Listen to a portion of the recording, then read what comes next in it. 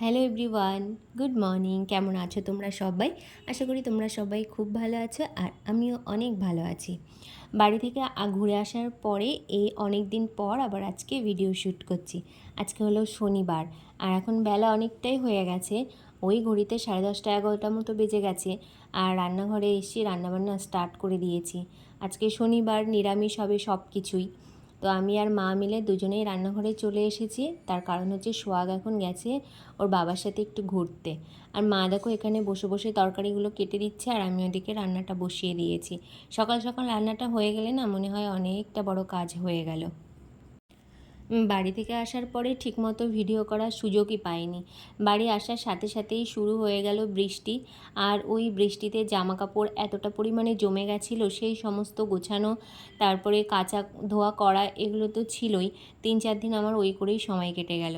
আর আজকে দেখো বেশ রোদ্দুর উঠেছে, তবে বৃষ্টিও হয়েছে, তবে রোদ্দুরটা বেশ জোরালো ছিল আজকে।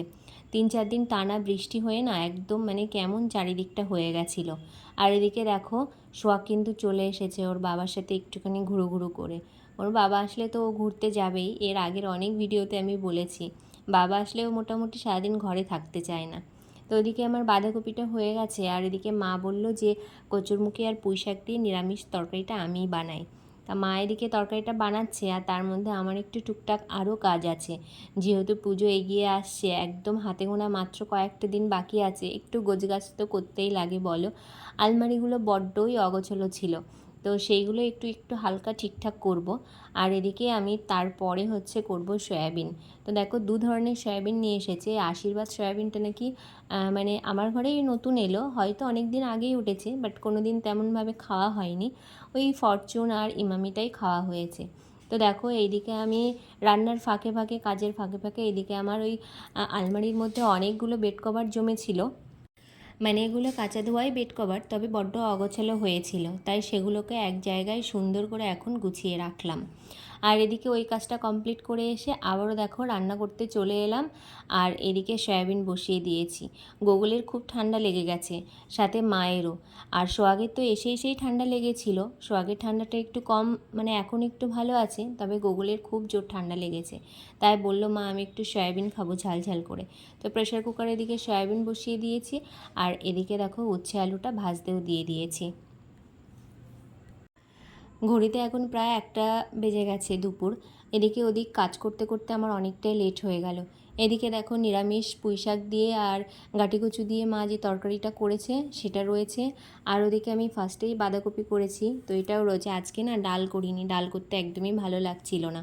মনে হচ্ছিলো একটুখানি এরকম ধরনের খাবার খাই। আর শনিবার মানেই তো ডাল হবেই, কিন্তু আজকে আর ডাল করিনি। তো সন্ধ্যা হয়ে গেছে এখন, আর সোহাগ গেছিলো আবারও ওর বাবার সাথে ঘুরতে। আর কিছু বাজার করার ছিল, তো সেগুলো ওর বাবা আর ও মিলে দুজনে করে এলো। আর এখন সাথে পপকর্ন নিয়ে এসেছে, তো সেই পপকর্ন দাঁড়িয়ে দাঁড়িয়ে খাচ্ছে আর সারা ঘর ছেটাচ্ছে। আর এদিকে এই যে বাজারগুলো মা তুলছিল, তা আমিও ছিলাম সাথে। তো দুজনে মিলে দেখছিলাম যে লিস্ট মিলিয়ে ঠিকঠাক সমস্ত জিনিস এসেছে নাকি। আসলে এই বাজারগুলো না করা থাকলে না মিডিলে আমার খুব অসুবিধা হয়ে যায়, সে আমাকেই আবার যেতে হয় বাজারগুলো করতে। তাই ওর বাবা এলে আগে আমি লিস্ট করতে বসে যাই যে কী কী লাগবে।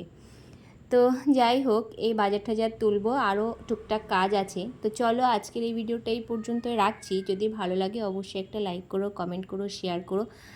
আর পুজোতে কে কী শপিং করলে না করলে প্লিজ কমেন্ট করে জানিও, কারণ পুজোর তো আর মাত্র কয়েকটা দিন বাকি আছে।